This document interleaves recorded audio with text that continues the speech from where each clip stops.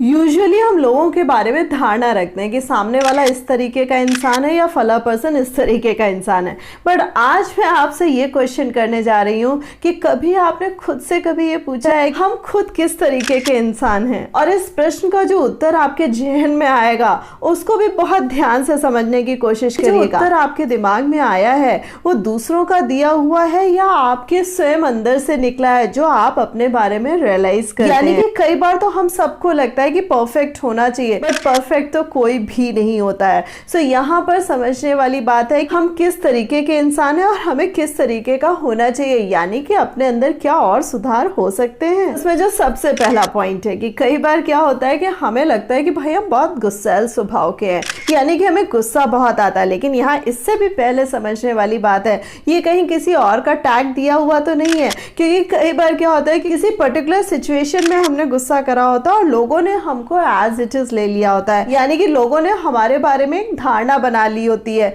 कि भाई ये तो गुस्सैल है। दूसरा उसमें क्या होता है कि जिन लोगों से कहा जा रहा होता है उनको भी मौका मिल जाता है। हो सकता है कि दूसरी तीसरी सिचुएशन में भी हमने गुस्सा करा हो। यूजुअली गुस्सा करने का हमारा नेचर नहीं है, लेकिन फिर भी ये जो 2 3 4 5 लोगों ने हमें गुस्सा करते हुए देख लिया और उसी मोमेंट में हमें देखा, सो उन्होंने डिक्लेयर कर दिया ये गुस्सैल है। और हम भी जब अपने बारे में इस तरीके से सुनते हैं कि भाई ये सब कह रहे हैं, सो हाँ भाई गुस्सा तो आता है और बहुत ज़्यादा आता है।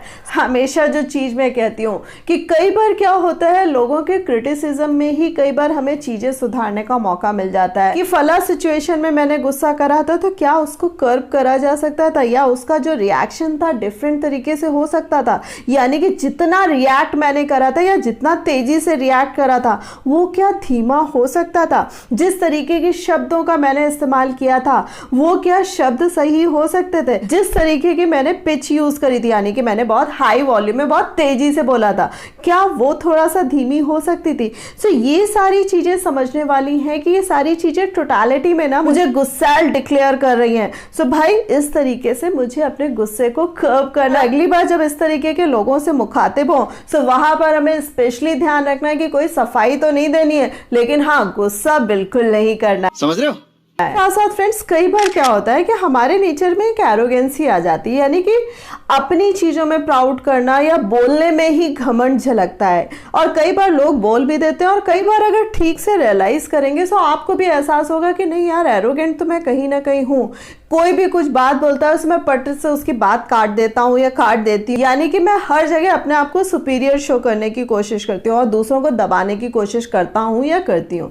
सो फ्रेंड्स अगर इस चीज़ की भनक भी आपको अपने अंदर लग रही है सो उसको ध्यान रखिएगा कि जो एरोगेंसी होती है वो कहीं ना कहीं हमको ले डूबती है। सामने तो लोग हमारी रिस्पेक्ट कर रहे होते हैं, लेकिन गलती से भी वो पीठ पीछे ना तो रिस्पेक्ट कर रहे होते हैं और ना ही दिल से हमें स्वीकार कर रहे होते हैं। सो हमेशा बड़ा वो होता है जो दिल से खुद को स्वीकार करता है और उसके साथ साथ दूसरों को भी एज इट इज स्वीकार करता है, यानी कि लोगों में मोल तोल नहीं करता है, उनको एज इट इज लेता है, उनके गुण दोष को भी उसी तरीके से स्वीकारता है। जो नेक्स्ट नेचर आता है कि कई बार क्या होता है, हमारी आदतों में शुमार हो जाता है कि हमारे मुंह से ही ऐसी बातें निकलती हैं, ऐसे स्टेटमेंट्स निकलते हैं जो दूसरों का सीना ना छलनी कर देता है, यानी कि हमारी बातें इतनी धारदार होती हैं कि पूछो नहीं। और कई बार लोग हमें क्रिटिसाइज भी करते हैं, लेकिन हम ये मानने को नहीं तैयार होते हैं। सो फ्रेंड्स अगर इसको अपने नेचर को पूरे तरीके से रिट्रोस्पेक्ट करेंगे, यानी कि आत्मचिंतन करेंगे और आत्म मंथन करेंगे, सो इसका भी आंसर आपको मिल जाएगा कि फला पर्सन को मैंने दुखी किया, या इस सिचुएशन में मैंने उस पर्सन को दुखी किया, या वो तो अनजान पर्सन था जिसका कभी कुछ लेना देना नहीं और उसने तो मेरा कुछ भी बिगाड़ा नहीं था, तब भी मैंने उसको ऐसा पटाख से क्यों बोल दिया, या गलत या अपशब्द या ऐसा क्यों बोला। सो फ्रेंड्स यहाँ पे भी समझने वाली बात यह है कि अगर इसका भी आंसर हाँ निकला और उच्च स्वर में आपके अंदर से हाँ निकल रही है, सो इसको भी तुरंत सुधार लीजिएगा और इसमें भी चेंज करने की जरूरत है। और इसमें आपको बहुत ज्यादा एफर्ट्स करने की जरूरत नहीं पड़ेगी। बचपन में नहीं सिखाया जाता था कि अशुद्ध वाक्य को शुद्ध करिए, वही चीज इंप्लीमेंट करनी है। और इसी के साथ साथ फ्रेंड्स जो दूसरा कई बार हमारा अपना स्वभाव होता है वो है अब्यूजिव। हमें पता नहीं लगता है कि कई बार छोटे छोटे अब्यूजिव वर्ड्स देने के साथ साथ हम कितने और अपशब्द या कितने और अब्यूजिव वर्ड्स यूज करने लगे। और इसका एहसास तब होता है कि जब सामने वालों को हम बहुत ज्यादा बोलने लगते हैं। पर्टिकुलर पर्सन के लिए तो हमारी हैबिट ही बन जाती है कि उसके लिए तो अब्यूजिव वर्ड यूज ही करना है। सो फ्रेंड्स, यहाँ पर आप मान कर चलिए कि अगलों का या किसी का कोई नुकसान होने वाला नहीं है। ये आपकी जुबान तो खराब कर ही रहा है, द सेम वे आपकी सोचने समझने की शक्ति भी खराब कर रहा है और उसके साथ साथ आपकी जो इमेज है सोसाइटी में उसको भी खराब कर रहा है। गलती से अगर आप में ये हैबिट है तो अपने आप को इस तरीके का इंसान मत बनाइए, अपने आप को तुरंत सुधार लीजिए। और उसी में फ्रेंड्स, कई बार क्या होता है कि कुछ लोग जैसे भी होते हैं अपने आप को वैसा ही स्वीकार कर लेते हैं, यानी कि हाँ मैं ऐसा ही हूँ, यानी कि जो भी खराबी है जो भी चीजें हैं, हाँ मैं ऐसा ही हूँ, मैं बदल नहीं सकता। कुछ साल पहले मेरे पास एक स्टूडेंट आई और उसकी जो मदर थी, रियल मदर, वो मुझसे कह रही है कि मैम ये बहुत ही बदसूरत लगती है, ना तो पढ़ने लिखने में है और ना तो देखने सुनने में, और इससे तो मुझे खुद भी चिढ़ होती है। फ्रेंड्स, उसकी मदर का जाना था और वो बैठी थी, मैं उसको ध्यान से देख रही थी। उसने तुरंत मुझसे बोला, पता है मैं बहुत बदसूरत हूँ इसीलिए घूर के देख रही है। मैंने कहा नहीं, मैं देख रही हूँ कि तुम्हारे बाल कितने सुंदर है। जब उससे बात करनी शुरू करी तो उसमें एक नहीं कम से कम मुझे 10 क्वालिटीज मिल गई जो अपने आप में बेमिसाल थी। फ्रेंड्स, होता क्या है कि जब दूसरे हमारे ऊपर स्टिकर लगाते हैं या दूसरे हमें कुछ भी बोलते हैं, सो कई बार क्या होता है कि हम सरेंडर कर देते हैं कि यस, अगर ये कह रहा है देखने सुनने में मैं ठीक नहीं हूं तो हाँ मैं ऐसी हूँ। कोई कह रहा है कि मेरा नेचर खराब है तो हाँ मैं ऐसे ही हूँ। कोई कह रहा है ये बदतमीज है तो हाँ मैं ऐसा ही हूँ, यानी कि सिचुएशन के आगे सरेंडर कर देना।